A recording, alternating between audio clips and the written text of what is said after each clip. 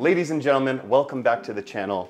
Well, not really ladies, because 98% of my audience is men. But today we're going to talk about everything to do with Montblanc Legend Spirit, a very hyped up, heavily requested fragrance that people wanted to hear my takes on. First, let's start off with a presentation. So this is my 30 ml bottle. It's very tiny, just like something else I have. I think it looks pretty nice with that silver to white gradient, with the Montblanc on the cap embossed, and then you have their logo on the top that's synonymous with their pens that they're very famous for. On the bottom, you're getting a little bit of that information in batch codes there. My batch code is, get ready for this because it's a long one, 08M41M223A. And atomizer, not actually that bad. I think it's pretty good actually. The package looks quite similar to the bottle. On the front, you're just getting the name, and on the bottom, you're getting an ingredients list. Generic, but it looks pretty nice. I mean, who cares about a box anyway?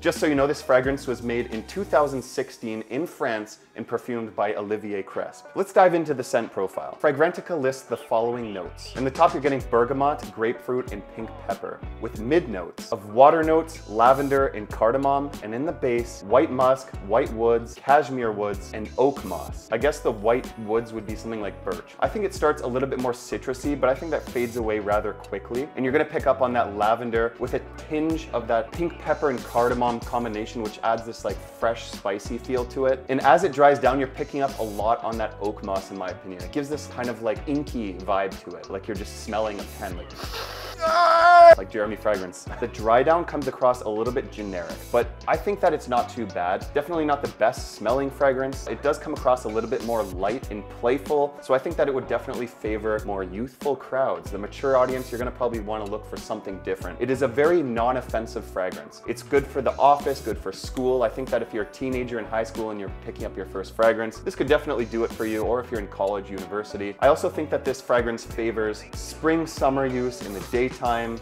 It can be used for things like the gym, casual, but it does present a little bit more masculine qualities to it. Not overly masculine, and that's because it's very light. Now on that scent profile, it might sound a little bit familiar to you. That's because it shares a lot of similarities with Victus Aqua, or this fragrance that I really love, Risasi Hawas. To be honest, I prefer the scent profile of this one, but I'm not gonna make a comparison for it because it's just a review of this one. However, because I've already smelt those fragrances, I can't really say I'm too impressed with the smell of this one. Just being honest. So for the projection in sillage, this is rather light, actually rather close to your skin. I think that it gives off maybe a 1.5 foot bubble around you for like the first, I don't know, 2 hours, and then it kind of dries down closer to the skin and becomes a skin scent for the rest of its use. Because it's a little bit lighter, I would say if you're gonna get this one, maybe spray over 5 sprays, like maybe 5 to 10 sprays, because you're gonna definitely want a little bit more performance out of this thing. It's not gonna scream off your skin. Not even in the extreme high heat is this gonna scream off your skin. And it's not supposed to. Not all fragrances have to be beast mode.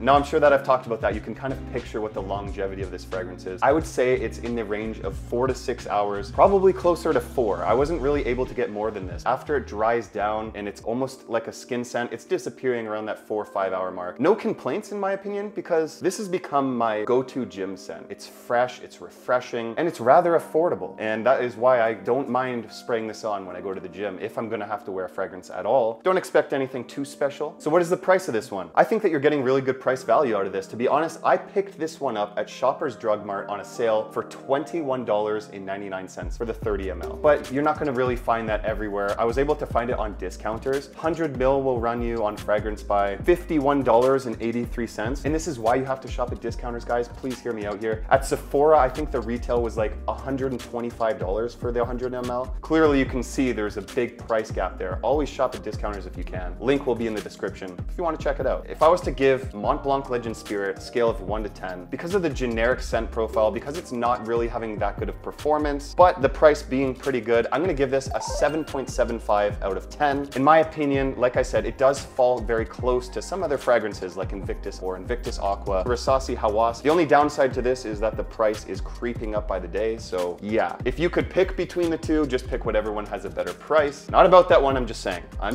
But if you want to see my review of Risasi Hawas, I'm gonna link it right there, and I'll see you over there. I love you all.